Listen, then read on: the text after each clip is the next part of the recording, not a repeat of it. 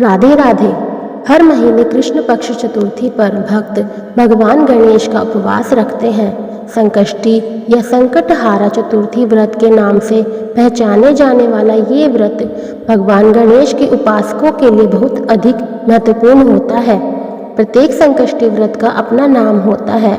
जीवन में समृद्धि और धन वैभव पाने के लिए भी लोग ये व्रत करते हैं।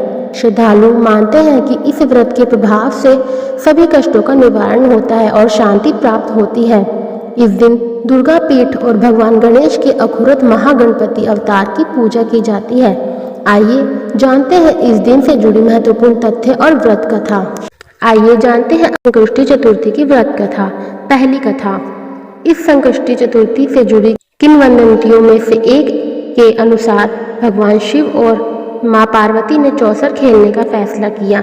चूंकि खेल की निगरानी करने वाला कोई नहीं था, इसलिए भगवान शिव ने अपनी शक्तियों के साथ एक छोटा बालक उत्पन्न किया और उसे निरीक्षक के रूप में काम करने के लिए कहा। वह बालक मान गया और शिव पार्वती खेल खेलने लगे। देवी पार्वती ने लगातार 3 बार खेल जीता, लेकिन बालक ने भगवान शिव को हर बार विजेता घोषित किया। लड़के के पक्षपात से क्रोधित होकर माता पार्वती ने उसे श्राप दिया और कहा कि वह दलदल में रहेगा। श्राप मिलने के तुरंत बाद बालक ने उनसे दया की याचना की और साथ ही क्षमा मांगते हुए कहा कि उनसे अज्ञानता में ऐसा हुआ।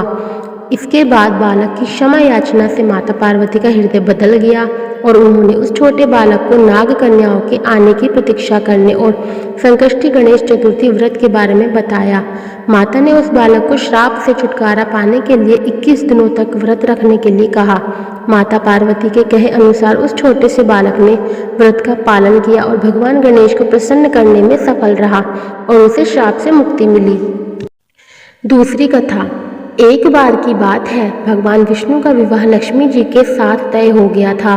विवाह की तैयारियां हो रही थी। सभी देवताओं को निमंत्रण पत्र भेजे गए, लेकिन भूल के कारण गणेश जी को निमंत्रण पत्र नहीं भेजा गया। भगवान विष्णु की बारात निकालने का समय आ चुका था।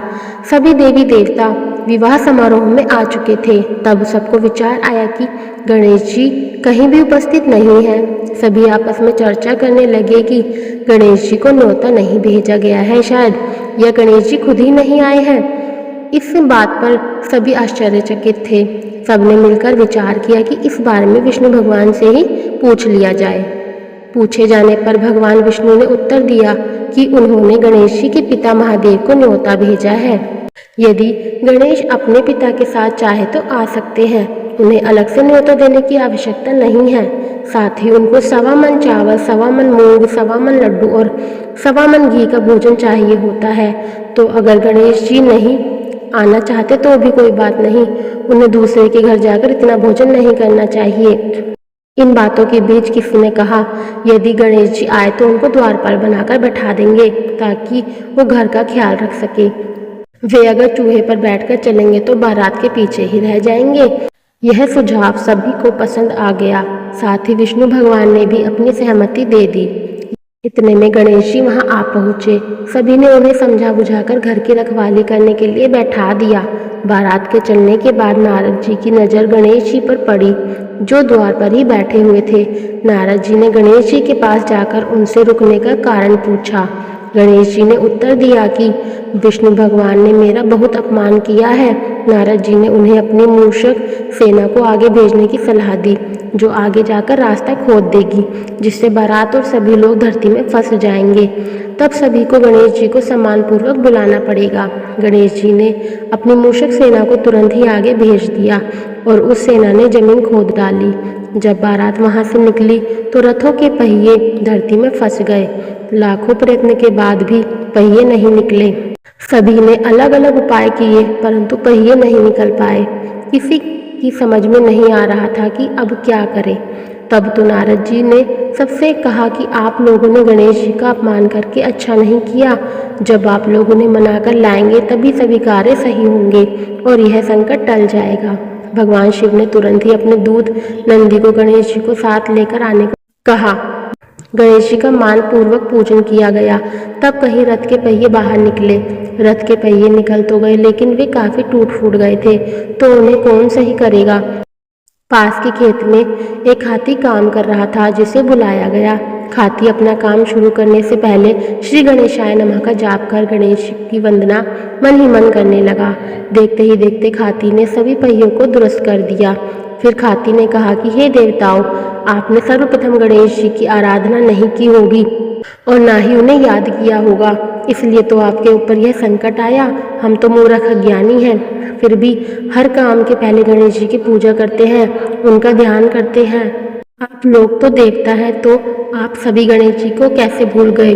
अब आप लोग भगवान गणेश जी की जय जयकार करते हुए आगे बढ़े, इससे आपके सभी काम बन जाएंगे और संकट दूर हो जाएंगे। और भगवान गणेश की जय जयकार के साथ बारात वहां से चल दी। विष्णु भगवान और लक्ष्मी जी का विवाह संपन्न हुआ और सभी सकुशल घर लौट आए। आइए जानते हैं अखुरुत संकष्टी चतुर्थी की पूजा कैसे करें। अखुरुत संकष्टी चतुर्थी के दिन सुबह शुद्ध पानी से नहाकर साफ कपड़े पहने भगवान गणेश की उपासना मंत्रों और जाप के साथ करें। संध्या काल में भगवान गणेश की पूजा करें और उसके बाद चंद्रमा को अर्घ्य देकर पूजा संपन्न करें। पूजा करने के लिए सबसे पहले भगवान गणपति का शुद्ध जल से अभिषेक करें। इसके बाद भगवान को पुष्प अर्पित करें। इसके अलावा भगवान गणेश को दुर्वा अर्पित करें। उसके बाद भगवान गणेश की कथा पढ़ें और दूसरों को भी सुनाएं। आरती कर पूजा का समापन करें। आइए अब जानते हैं अखुरुत संकष्टी चतुर्थी व्रत के दौरान क्या खाएं। व्रत के दौरान कई लोग निर्जला व्रत भी करते हैं, लेकिन अगर आप फलाहार के साथ व्रत कर रहे हैं तो आप रात को चंद्रमा को अर्घ्य देने के बाद आप साबूदाने की खिचड़ी खा सकते हैं। लेकिन इस बात का ध्यान रखें कि अधिक तेल का खाना खाने से आपको स्वास्थ्य समस्या हो सकती है, इसलिए फलों को भी अपने व्रत में शामिल करें। भगवान गणेश के मंत्र।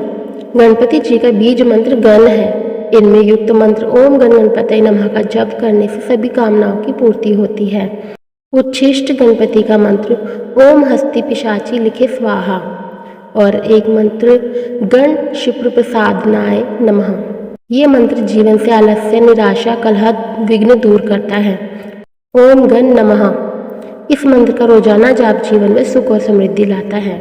आपको हमारी वीडियो अच्छी लगी तो कृपया लाइक, शेयर एंड कमेंट जरूर कीजिएगा। अगर आप हमारे चैनल पर नए हैं तो चैनल को सब्सक्राइब करना ना भूलें तथा बेल आइकन जरूर दबाएं। सभी को राधे राधे।